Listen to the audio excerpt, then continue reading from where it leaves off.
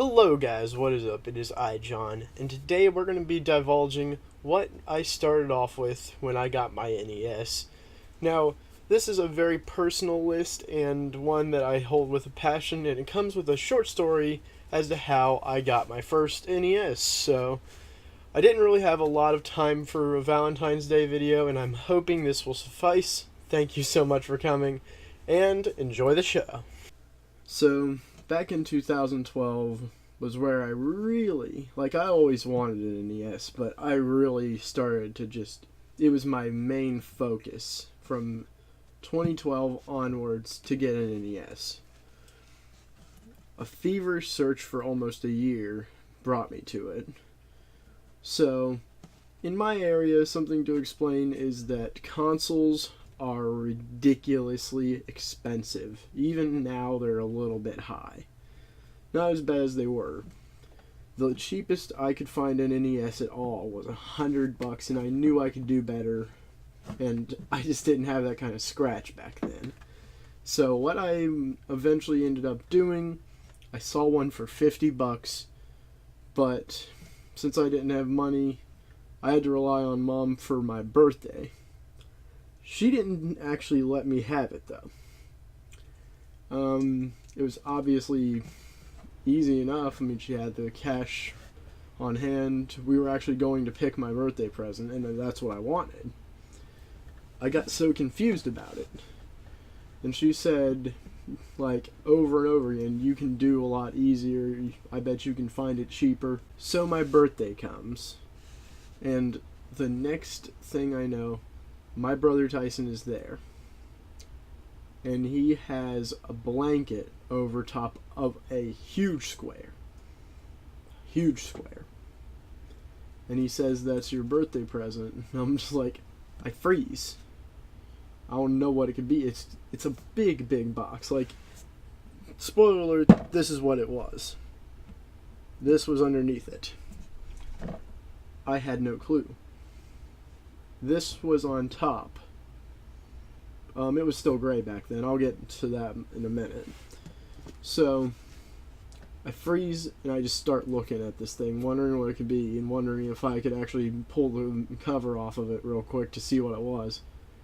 Tyson just urged me. He's like, "So, are you gonna just sit there and stare at it, or are you gonna get it?" And I'm like, so I pull the cover off, and I see this, and I see an NES on top, and another NES was on its right about here. I was really excited, but then I'm wondering what this is, because there's no games, no controllers, no anything to the NES's. When he pulls out this thing, there's actually space for 2 controllers and a zapper, which I had the orange one, but the one that Tyson gave me is actually in storage right now. I can't really get it out, but essentially that is how I started with controllers, was 2 regular controllers and a really nice orange zapper. And then he pulls open this compartment, which I'm not going to bother because it's pretty much in the way. As a matter of fact, I'm going to set this off. I'll be right back. Okay, so at this point, I know he got me an NES. 2, in fact. And I'm sitting there just wondering, what? This is the best gift anyone's already given me. He slides open the compartment on the bottom of that thing and reveals this stack of games right here. I've put back together the original 12 games that I started with when I got the NES. So, the games I started with are as follows. In no particular order: Gilligan's Island, Yoshi's Cookie, Duck Hunt Super Mario Brothers, Teenage Mutant Ninja Turtles, and God, was this a great game. This is the first one we played together. The Adventure of Link with a working save battery, Super Mario Brothers 2, Super Off-Road, Marble Madness, Donkey Kong 3, Super Mario Brothers 3, Wizards and Warriors. I'm running out of room here. And Iron Sword, Wizards and Warriors 2. So at this point, I'm just blown away. I got just the best lineup of games I could have imagined. There were a few I hadn't heard of, and most of them was just obviously good games and classics, and just being surrounded by them right now is just great. But, however, the story doesn't end there. The question, when did I mod my NES to look like this? Well, the answer is simple.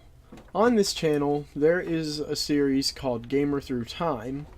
Now, there's only one episode on this channel now, but back in the day, about 2013, 14, and onward, until 2016, I believe, I had this show running and being created, and this was actually one of the episodes, was making my less good NES a beautiful work of art. So I'll show you guys real quick what's on this, a little closer, so that way you guys can enjoy it a little bit. And then, I don't know, we'll see what else we can talk about it. Okay, so as you can see here on the front, I did leave a lot of things pretty much how they usually would be. I turned some of the things here black that wasn't before.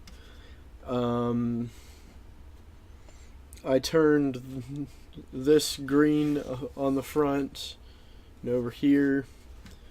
I did paint some awesome little vines over this, but they're not really easy to see unless you're looking from the top. So, pretty great little console. It's been really awesome, and I just love this console so much. You can see the little vines, then the black Triforce right here. It's really cool. And when I got this done, it was just such an awesome console and such a good time I had making this the way it is. It isn't the most smooth paint job, I'm going to be honest, but at least it looks cool. So, what do I think of the games I've got now? Well, nowadays, my entire collection expands about 60, 70 plus games. I think more around 80, but it doesn't really matter. The point is, I've got a huge collection, but out of all of them, these 12 will always mean a lot more to me than pretty much anything.